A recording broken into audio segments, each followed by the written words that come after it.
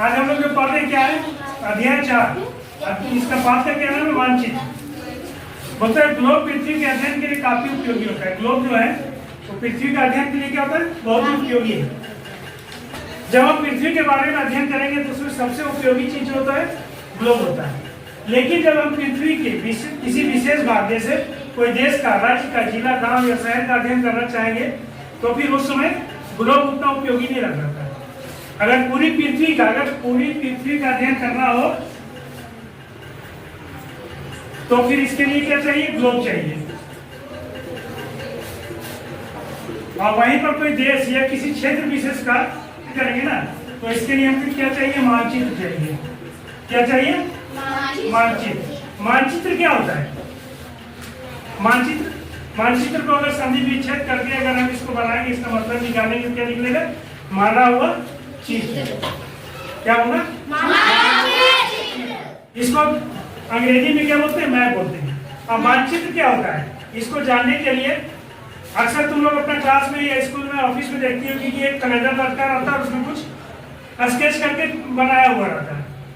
तुम कैलेंडर को छोड़ो, अपना बुक कर, अभी जो तुम्हारे सामने बुक है उस बुक पे दोनों पेज में देखो, है ना, दोनों पेज में देखो, उसी जगह पर जहाँ की पढ़ाई हो रहा है उसी में दोनों पेज में क्या है, स्केच करके कुछ बनाया हुआ है।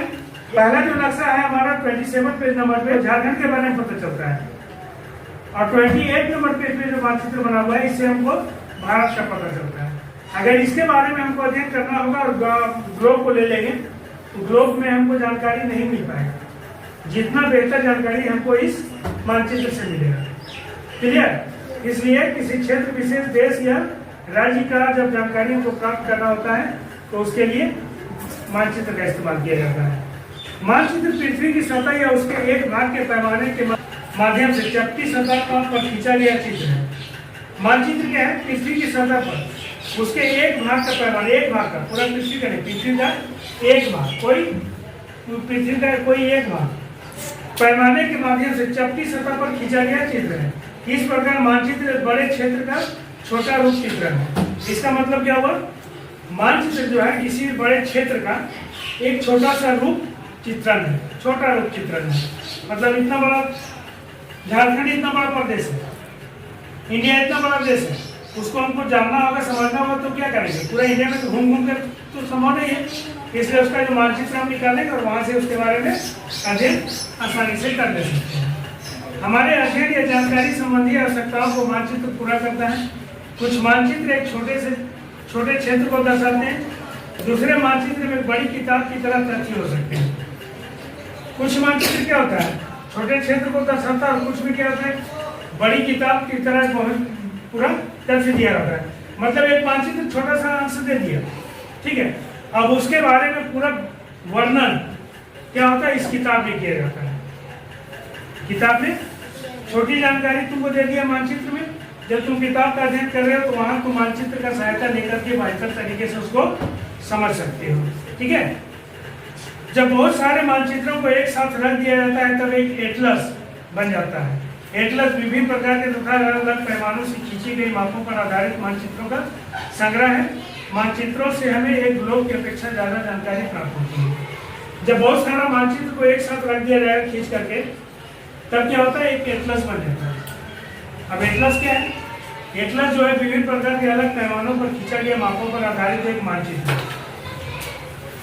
मानचित्र से हमें एक ग्लोब की अपेक्षा ज्यादा जानकारी प्राप्त होती है। और जब ये मानचित्र को जब हम अध्ययन करते हैं तो एक ग्लोब की अपेक्षा ज्यादा बेहतर तरीके से और स्पष्ट रूप से मानचित्र से हम समझ सकते हैं।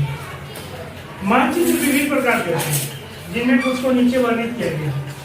मानचित्र एक ही प्रकार का नहीं होता, ये बहुत प्रकार का होता है।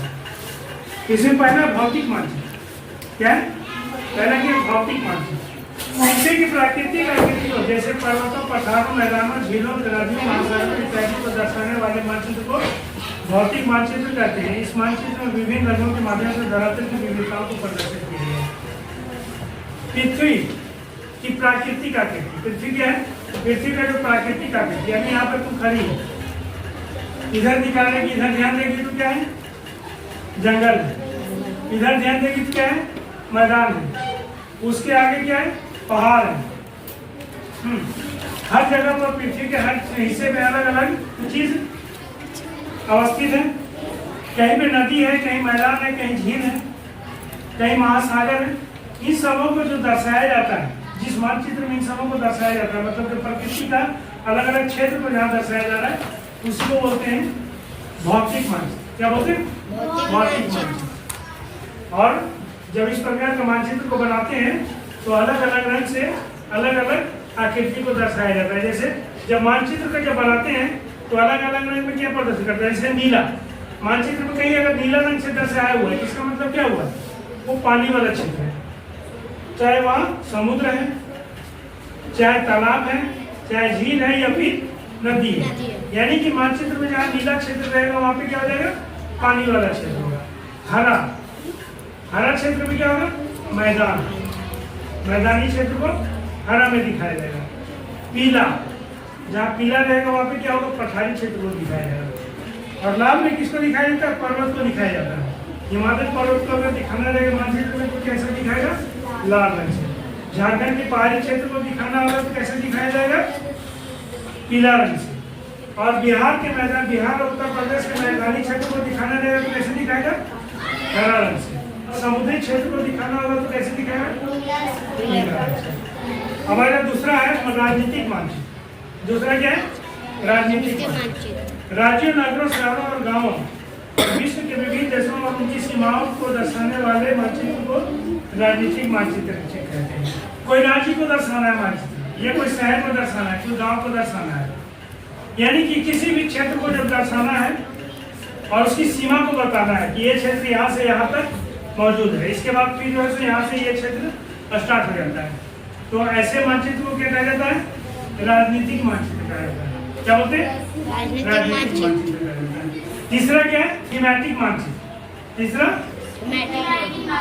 थीमेटिक मानचित्र। इसके बारे में बताता है वैसे मानचित्र जिनसे विशेष जानकारियां प्राप्त होती है, जैसे सड़क, वर्षा, वन, रेल तथा उद्योग आदि का वितरण दर्शाने वाले मानचित्र को थीमेटिक मानचित्र कहा जाता है। यानी कि जहाँ पे कुछ कार्य इंसानों द्वारा कुछ कार्य किया गया हो, जैसे सड़क बनाया गया है, या फिर जहाँ बारिश ज्यादा होता है या कम होता है, ठीक है, वर्षा वाले क्षेत्र को दर्शाना है, या फिर वन वाले क्षेत्र को दर्शाना है जहाँ जंगल है, या फिर जिधर से रेलवे पार हुई है, जिस क्षेत्र से रेल गुजरी है, रेल लाइन बिछा हुआ है, उस क्षेत्र को दर्शाना है। तथा उद्योग, और क्या है? उद्योग, कई प्रकार का कारखाना है, कल कारखानों को दिखाने वाले जगह को क्या बोला जाता है?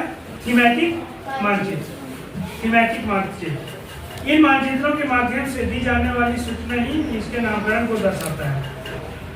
अब मानचित्र की भाषा। मानचित्र में तथ्यों को दर्शाने के लिए शब्दों के बदले चिन्हों का प्रयोग होता है। तथ्य को दर्शाना, मानचित्र में अगर तथ्य को दर्शाना है तो उसके लिए किस चीज का प्रयोग होता है? चिन्ह का प्रयोग होता है। वहाँ शब्द नहीं लिखे जाते, चिन्ह दिए जाते हैं।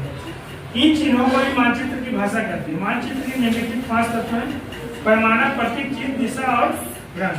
सबसे पहले जान लो पैमाना के बारे में। स्थल पर वास्तविक दूरी तथा मानचित्र पर दिखाई गई दूरी के बीच अनुपात को पैमाना कहते हैं। स्थल पर जो है जमीन पर जो वास्तविक दूरी होता है और मानचित्र पर दिखाई गई दूरी के बीच में जो अनुपात होता है, बहुत सारे चीज में क्या होता है? एक अनुपात लिखते हैं 6:19, 19:6। इससे क्या होता है?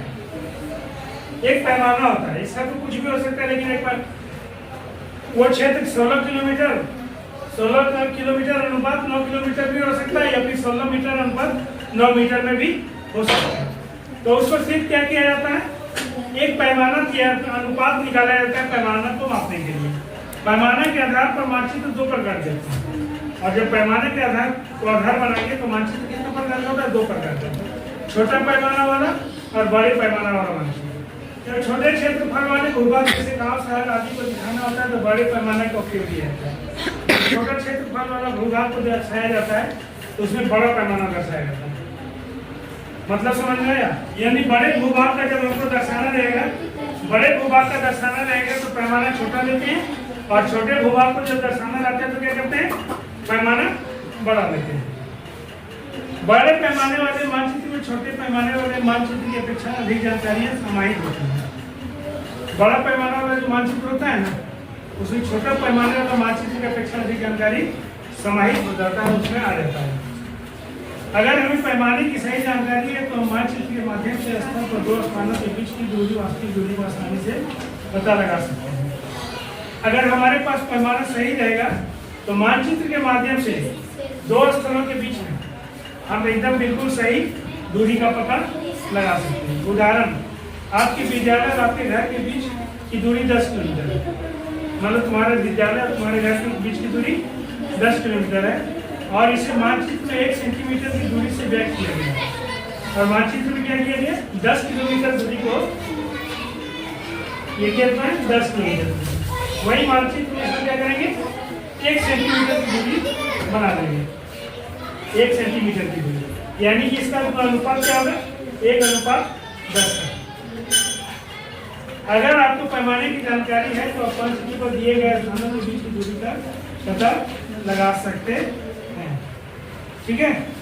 अब दूसरा जो है प्रतीक चिन्ह, इसको कल देखेंगे। ठीक है।